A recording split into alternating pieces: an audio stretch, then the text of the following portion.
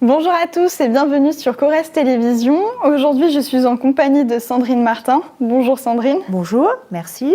Aujourd'hui, nous allons prendre 5 minutes pour soutenir les âneries du Soulier.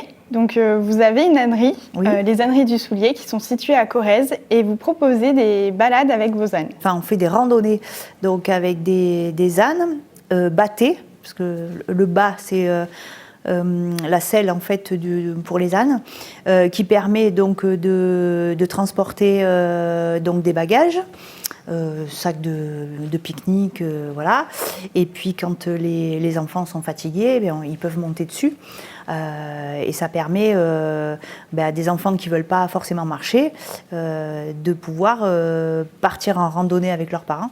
Et donc ce sont des balades tout public, parce que vous avez aussi la particularité d'être accessible aux personnes en situation de handicap, notamment grâce à l'escargoline. Oui. Est-ce que vous pouvez un peu parler de ce moyen de transport ? Quand j'ai monté mon projet, je me suis aperçue que en fait, y avait une partie de la population qui ne pouvait pas accéder aux randonnées. Et je me suis renseignée et j'ai trouvé donc ce fournisseur là, qui fait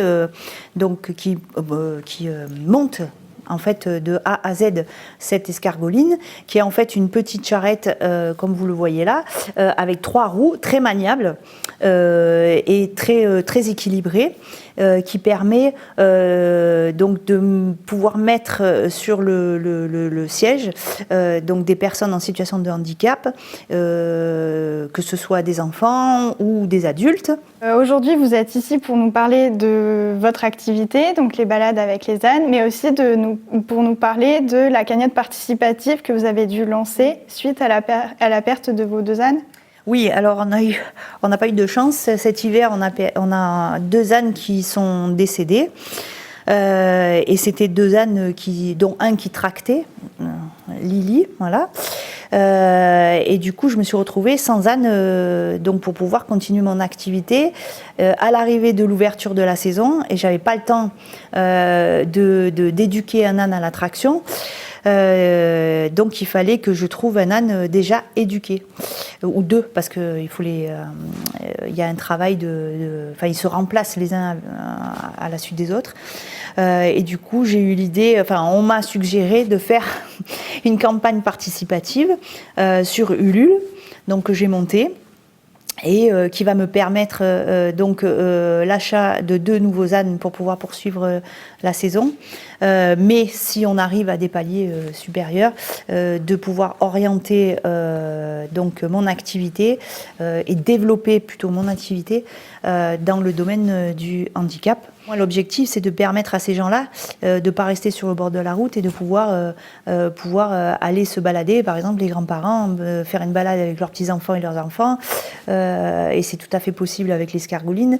Pareil pour les personnes qui ont un handicap, que ça soit moteur, que ça soit cognitif. Ça permet de les intégrer dans les activités d'extérieur, quoi. Et l'avantage des campagnes participatives, c'est que certes, les gens donnent, mais il y a aussi un principe de recevoir, voilà, aussi avec des contreparties. Voilà, des contreparties. Voilà, ce qu'on appelle des contreparties. C'est-à-dire qu'à chaque participation, donc moi j'en ai mis de 10 à 500 euros, par exemple.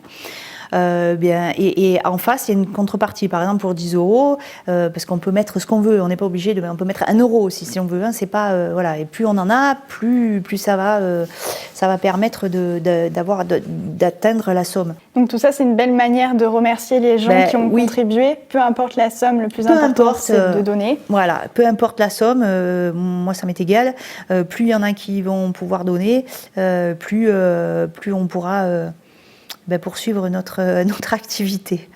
Toutes les informations de la campagne participative s'affichent en bas de l'écran, donc vous pouvez aller consulter le site internet.